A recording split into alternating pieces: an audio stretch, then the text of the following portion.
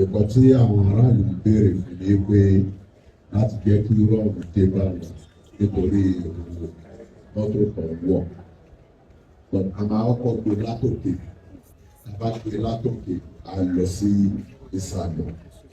That's why I call all of you láti listen a ṣe máa ṣe ọ̀rọ̀ owó èrò.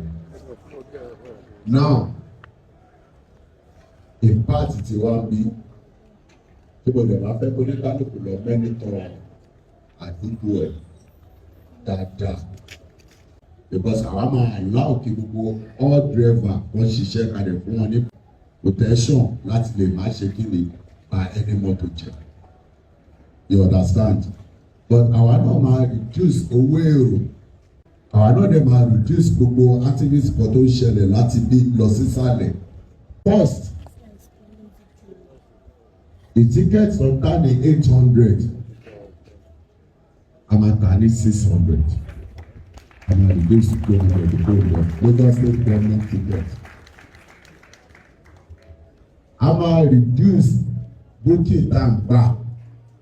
Tó bá gba booking 200, you understand? Wà á reduce the booking yẹn fún 25%. So you see that is booking. Ẹ máa fi loading lẹ̀. You understand? Tí èrò tó bá ń gbé 500, táwọn èrò ń wọnú mọ́tò, ẹ máa reduce ẹ̀ sí 300. Ṣé ẹ understand ìpọ̀ tí mo sọ? Tó bá yẹ pé 200 ni ó ń pè èrò, ṣé yìí sì ẹ máa reduce ẹ̀ sí 150. You understand?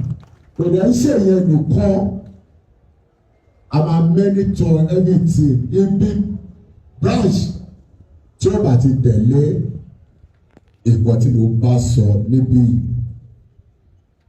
Branch yẹn máa ṣe kí ni ó máa jẹ gbàgede gan, because a fẹ́ ìrọ̀rùn ní Lagos State, àwọn ò fẹ́ wàhálà ní Lagos State.